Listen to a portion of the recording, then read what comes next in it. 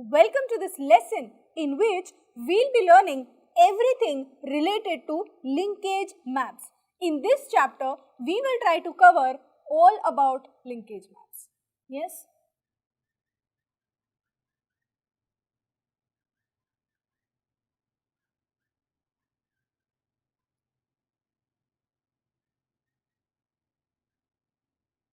We'll try talking everything about linkage maps. So now let's get an idea of what exactly are we trying to study. For example, let's consider this as one single chromosome.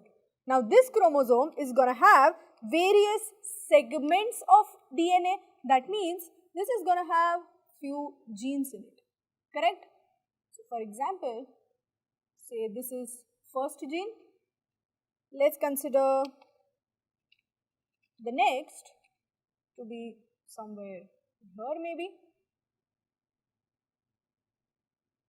Yes.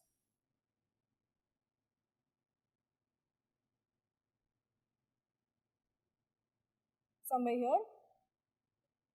Okay. Maybe let's put up the third one over here.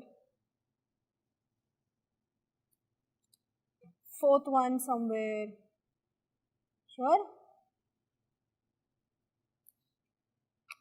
Okay. Maybe some fifth kind of gene over here. Say something like this. Another set of genes present somewhere here. Let's just assume this. Now, you may wonder, what are we exactly trying to see here? Well, here, if I say this is some chromosome number, say 2 or 3 or whatever in humans among all the 46 chromosomes, this chromosome is having a specific characteristic. This chromosome is having specific genes on it. For example, if this is gene for height, this is for hair color, this is for skin color, this is for some kind of other character. Yes, all these characters which are placed. Is it possible that the homologous chromosome is going to have differences in these characters? That means this orange band would be somewhere here, this blue band would be somewhere here or something like this? No. When we say homologous, that means the other one will be exactly identical copy of this one, correct? So now if this is studied in detail, yes, the exact identical copy is the other part, but now if we study this, we get to know that all the genes which are present that we are trying to study are present at a fixed position. This green is not going to change position with this orange band. This orange is not going to interchange with this orange band. Correct? That means position of the genes is fixed. Yes. Another important thing, the distance between these genes is also fixed. It's never uniform. If suppose this distance is x, this is not necessary to be x. This can be 2x also, this can be 10x also, this can be 5x also, this can be x by 2 also. Depends. Yes, it can be any distance, but that distance is constant. That is always fixed. That is not disturbed ever. That means, are we trying to say that in every chromosome, in every particular chromosome, the distance between the genes is always the same? Yes, the two genes which we are studying, the distance between them, exclusively between them, will always be fixed. It's not that every chromosome has a particular distance of, distance between the genes. No, we are trying to say distance between any two genes is always constant for those two genes exclusively. Yes, so the distance will always be the same. Secondly, the series in which the genes are present will always be constant. Like every individual, every human, for example, will always have the hair color gene here and the height gene over here. Yes, then every human will have. The alleles for that may be different. If you have black hair, I have brown hair, then the alleles will be different. But the location of the genes is going to be the same. So can we say this gives us, this diagram would give us a rough idea of where and how chromosomes contain genes on them. I mean, where are the genes located? Loci of the particular gene, correct? So, can we say this kind of structure will enable us to study the complete structure, complete setup and the complete positioning of all the chromosomes and all the genes? Yes. So, can we also say that this is giving us some kind of directions? Yes, it is giving me directions where and how I can locate my genes. Are we trying to say we are learning some map kind of structure? Yes, correct. This gives us a typical rough sketch idea of the map of the complete chromosome. Mapping is what? What do you mean by mapping? Mapping means finding the locations. Yes, here we are finding the locations of a particular gene, correct? Thus, we define linkage maps or chromosome map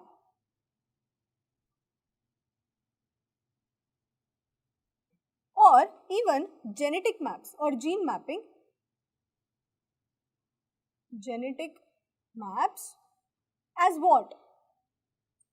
Yes, these three, one and the same thing, linkage map or a chromosome map or a genetic map. Yes, these three are what? These are the graphical representation. Yes, graphical representation. Yes, we are just trying to represent what? Location of a particular gene on the particular chromosome. So, graphical representation of the position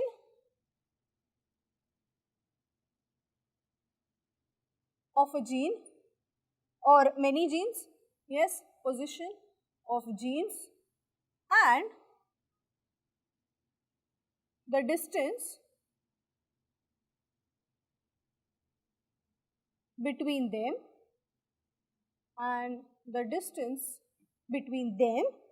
is my complete linkage map. So, graphical representation of the position of genes and the distance between them on a particular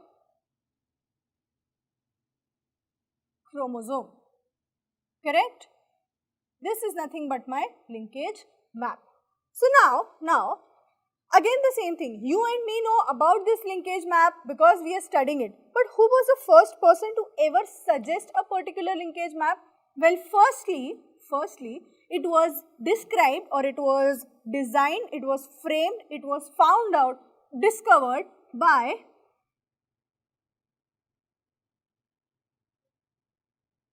Sturgeon in the year 1911 for two chromosomes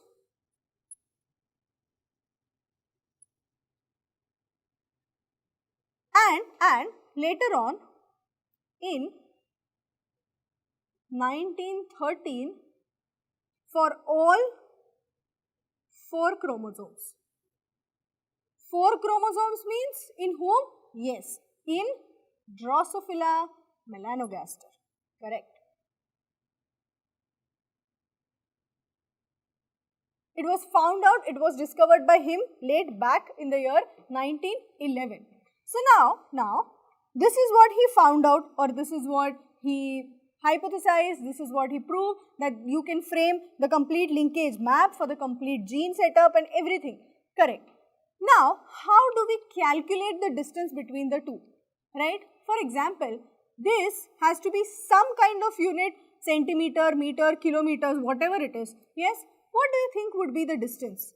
Thus, we will measure the distance between the genes in the complete linkage map in terms of some special units. What could be these special units? Basically, they will be calculated based on the frequency of crossing over. Thus, if you have say 1% crossover, I'm just writing crossover, it's crossing over, right? Yes, you name it as simply 1 map unit. This is also called as centimorgan. Yes. Thus, similarly, if you have 10% of crossing over, then the distance will be called as decimorgan.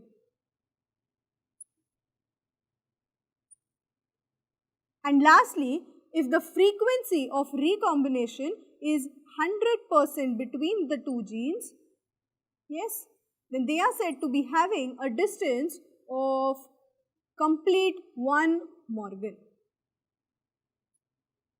Yes, simply N. That is how you would calculate the distance between the two genes. Now this was about the complete distance, how we'll frame, how we'll find out what kind of gene is present where and so on. But what do you think will be the criteria for calculating accuracy of the map? How will you find out accuracy of the map? Is it always 100% accurate? Is it always 100% correct? No. Why no? Now that we know that genes are present in a linear sequence, they'll be present one after the other, we can find out the frequency of recombination, so many things. Why not 100% accurate map? Well, there are two major factors for this. We already know the concept of interference, correct?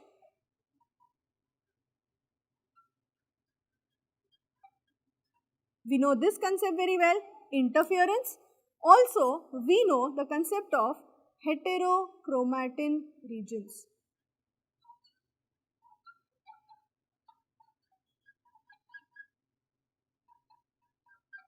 Correct?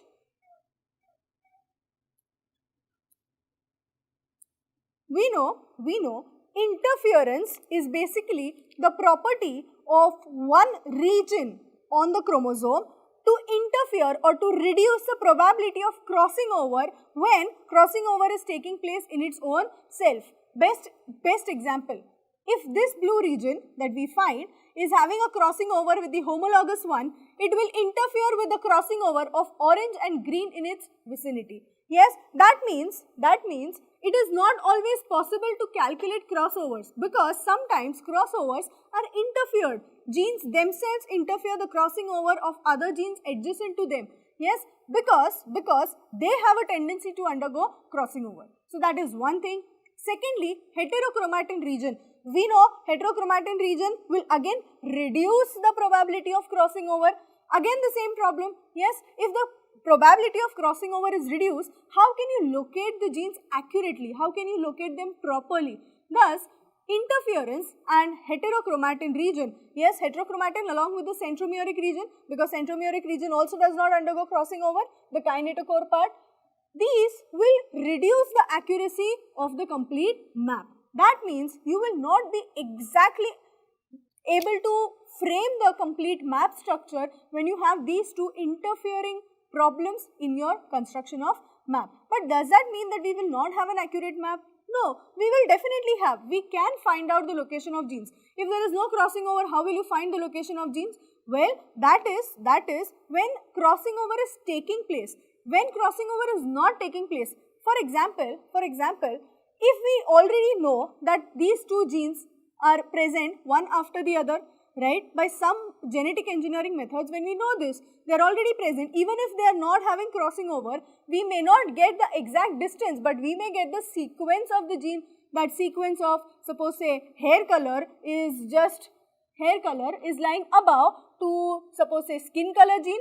Yes, we know the sequence, though we may not know the distance, but we at least know the sequence. So the map is not 100% exactly accurate, but yes, to a certain extent you can get a better constructed map. Now, let's try knowing why is this linkage map so important to us? What makes this so important? Why do you think it will be important basically? Yes, was the need for us to construct, study crossovers, construct these maps, make their structure, study the distance between them. Why do you think this will be important for us? Yes, first, basic importance. It is giving us the sequence of genes on the chromosomes. Yes, we are getting the sequence which gene is exactly located where. Because of this, we also get to know the distance between the genes, as a result of which we can predict or we can find out the crossing overs. Now you may wonder, why are we so interested in finding out crossing over? This gives rise to recombinants. Yes, so recombinations are possible because of crossing over, which can be found out with the distances, because we know that more the distance between the genes, frequency of crossing over increases. That's the reason why this is of a great use to us. Most important thing. Now, once we know that there is recombination of one particular gene or something like that, we can have some breeding programs such that the homologous chromosomes, if the frequency of crossing over is more, if we come to know distance between the genes is more, we will come to know that frequency of crossing over is more. If frequency of crossing over is more, we will try to breed the particular organism with another one having desired characters for the same genes. Thus, beneficial for breeding programs. Correct? Lastly, apart from actual natural breeding, we can also consider this as an important aspect in terms of genetic engineering. Why? Because you need to know in genetic engineering, yes, you need to know location of a gene on a particular chromosome. So, if suppose I want to target this gene and remove this, insert something else in genetic engineering, I should know where the gene is. How will I come to know? Because I have a complete linkage or a complete chromosome map. If I know the complete structure of this chromosome, locating the particular gene, removing it and inserting a new gene in its place is very easy for me if I am working in the field of genetic engineering. So, these are certain basic, most important advantages of having a complete linkage map. So, this was all about the complete concept of linkage map, that is what exactly is linkage map, how was it found out, how do we calculate the distance, what are the accuracy chances and the chances of not having an accurate map, and lastly we have seen about the importance of linkage maps in genetics. Now, let's move ahead and talk about certain other concepts related to linkage, that is, let's talk about sex linkage, sex determination and so on in the upcoming chapters. Thank you.